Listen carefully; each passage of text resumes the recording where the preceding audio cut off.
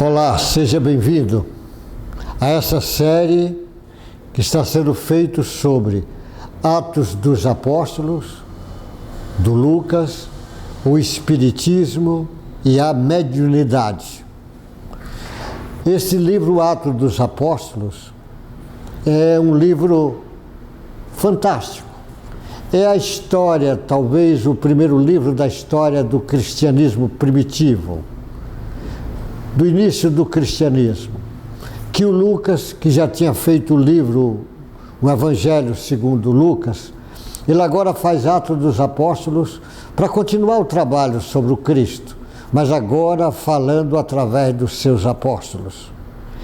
Não que ele fala de todos os apóstolos, mas dá um destaque especial para Pedro, para o Filipe e para o Paulo, principalmente Pedro e Paulo. Mas o que interessa, ele mostrar como era aquele início primitivo e como o Espiritismo é a volta do cristianismo. Então a compreensão como era o início dos trabalhos deles tem uma ideia de como é que o Espiritismo é, na realidade, uma cópia daqueles primeiros trabalhos do cristianismo primitivo. Só que agora, com conhecimento novo, que o Allan Kardec traz, com a pleide de espíritos que ditaram, relembrando como Jesus disse que ia mandar o Consolador prometido para relembrar todos os ensinamentos dele. E ele vem, relembra, e aí você entendendo o Espiritismo é mais fácil de você entender esse livro, Atos dos Apóstolos, que na realidade é um livro que dá um destaque imenso para quem entende o fenômeno mediúnico, quem entende como Allan Kardec trouxe a mediunidade estudada, que sempre existia, mas a partir de Allan Kardec ela toma um caminho filosófico e científico que até então não existia. A mediunidade sempre existiu, mas a partir de Allan Kardec ela começa a ser explicada e hoje começa a ser estudada ela biologicamente, quimicamente, fisicamente e este livro dá um entendimento fantástico para quem conhece o Cristo na ótica espírita e conhecendo mediunidade. Então, nesse capítulo de hoje, que é o capítulo 12, do capítulo 12, porque se você pegar a Bíblia atualizada do Ferreira, que é a que eu fiz estou usando, ela tem, no capítulo 12, você vai ver lá no Atos dos Apóstolos, no versículo 1 até o versículo 5, você vai encontrar essa lição que o Lucas escreveu e que o Ferreira traduziu. Escrito assim: Herodes persegue Tiago e Pedro. É assim que está escrito. Então é assim que ficou lá no capítulo 12. Por aquele tempo, o rei Herodes mandou prender alguns da igreja para os maltratar. Mandou matar a espada Tiago, irmão de João. Vendo que isto agradava os judeus, prosseguiu, mandando prender também Pedro. E eram os dias de pães sem fermento. Depois de prendê-lo, lançou-o na prisão, entregando a 4 escoltas de 4 soldados cada uma para o guardar-lhe. A intenção de Herodes era apresentá-lo ao povo depois da Páscoa. E se assim, Pedro guardado na prisão, mas havia oração incessante a Deus por parte da igreja a favor dele. É muito interessante esse entendimento.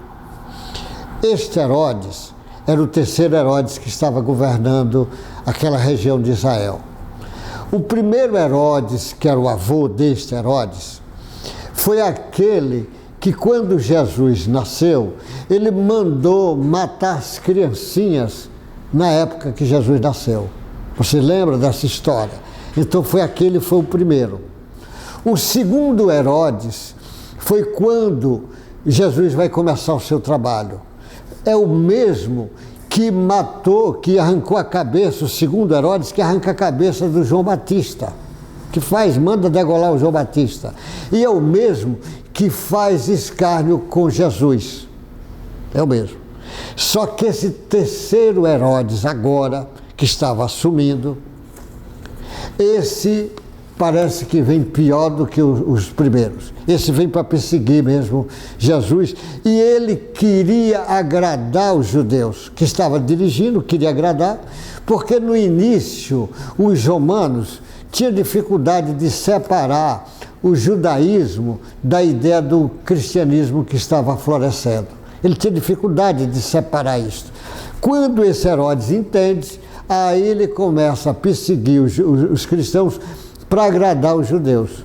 E começa a prender, inclusive pega e mata o Tiago, o irmão de João, um discípulo, um apóstolo de Jesus. É muito interessante esse Tiago, irmão de João, que ele mata com espada, manda matar, e com espada ele mata, e manda prender Pedro, que era a figura de proa daquele início do cristianismo. O Pedro tinha fama, era a pessoa de mais fama daqueles discípulos de Jesus.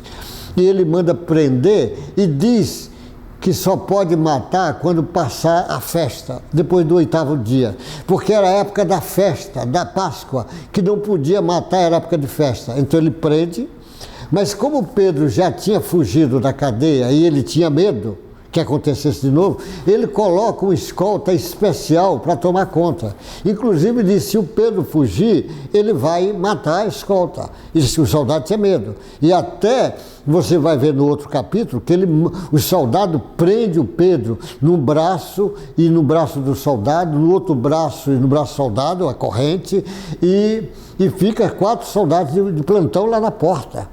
E o Pedro vai conseguir fugir, porque vai aparecer num fenômeno mediúnico fantástico, que aparece um ser angelical para tomar conta, para fazer aquela separação que você vai ver no outro capítulo. Mas você vai entendendo esse Herodes, ele mandou prender, e esses soldados. Mas ele diz assim Pedro guardado na prisão, mas havia oração incessante a Deus por parte da igreja e a favor dele. Os cristãos ali primitivos em oração para ele. A oração é uma coisa fantástica que eles usam e as pessoas têm que aprender a usar. Porque a arma do cristão, a arma do espírita é a oração. Não adianta fazer passeatas, manifestações, piquetes. Não, a arma nossa, às vezes, não tem influência com as autoridades, não dá para comprar, para negociar. Tem que usar a força da oração. A oração e a conduta do cristão. Então, o Herodes, que persegue, que manda prender, esse Herodes é uma coisa terrível. Vai cheio de vaidade. O Herodes cheio de vaidade. Faz uma roupa especial para uma festa lá, que brilha no sol, e poucos dias depois o Herodes estava sendo devorado pelos bichos. É algo para a gente para pensar. Nesse fenômeno aqui do Herodes, a gente vê o Herodes, o médio, a serviço das trevas. A serviço das trevas. O Tiago é o primeiro apóstolo do Cristo que é morto. Já tinha tido a morte do Estevão, mas o Estevão não era apóstolo, o Estevão era só seguidor do Cristo, era trabalhador lá do Cristo, mas o Tiago era o primeiro. E aí, às vezes, a gente fica a pensar como é a mão de Jesus, como é a mão de Deus. É muito interessante esse trabalho, porque você pega, por exemplo, Jesus curou tantos leprosos, mas a Madalena pega lepra e Jesus não curou, ela morre com lepra, mas a gente diz, por que isso? É porque normalmente o olhar do Cristo é diferente. Por exemplo, aqueles leprosos que ele curou aqui, muitos deles vieram morrer tempos depois, ou às vezes se perderam na sua caminhada, porque não souberam entender a mensagem dessa cura. Porque por trás dessa cura está a mensagem profunda do Evangelho de Jesus. Já Madalena com a lepra, É como se ela estivesse exonerando do seu perispírito mazelas que está acumulada. Por isso que às vezes é difícil as pessoas entenderem como é que uma seguidora do Cristo como o Chico é tão doente. Como é que um seguidor de Cristo, como Madre Teresa de Calcutá, é cheio de doenças? Às vezes é preciso ter um olhar espiritual para entender. Então o Herodes era médio, mas médio a serviço das trevas. O Pedro e o Tiago aqui médios, mas médios a serviço do Cristo e para o Cristo.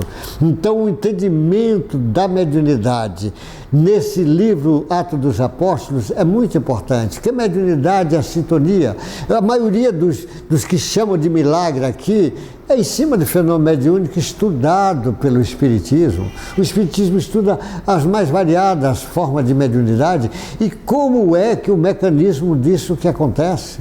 Hoje se estuda a mediunidade, como é quimicamente as reações na mediunidade, como é as reações físicas, vai estudando a fisiologia da mediunidade, como é que isso acontece, a fisiologia. É preciso abrir o leque de entendimento da mediunidade para os vários ramos. Como é que a mediunidade hoje ainda não é estudado pela psiquiatria, ainda é um capítulo que não é estudado pela psicologia. É difícil até entender essa recusa. Então esse entendimento nesse primeiro capítulo é porque é uma série, eu vou falando por cada série, porque na realidade eu vou levar o livro inteiro, o livro todo, capítulo por capítulo, para que nós no final pudéssemos entender por que estudar esse livro, mas debaixo da ótica da compreensão do Espiritismo, mas compreendendo o fenômeno mediúnico como uma lei biológica, uma lei que sempre existiu e que agora ela vai ser melhor entendida, melhor estudada, melhor compreendida. Então, que um capítulo desse é para nossas reflexões sobre que uso você está fazendo da sua mediunidade. Olha, aqueles grupos reúnem em oração. Oração é a marca. Se você quer fazer bom uso da tua mediunidade, não esqueça do uso da oração. Oração é uma ponte entre você e Deus. A oração, você entra na frequência divina que está dentro de você. E esta frequência divina já faz toda uma diferença, porque a mediunidade é, acima de tudo, frequência, sintonia. Você entender isto, para você entender essas ondas eletromagnéticas que acontecem no fenômeno mediúnico. Que Deus te guarde, boa sorte e até o próximo encontro, se Deus quiser. Fica com Deus, meu irmão.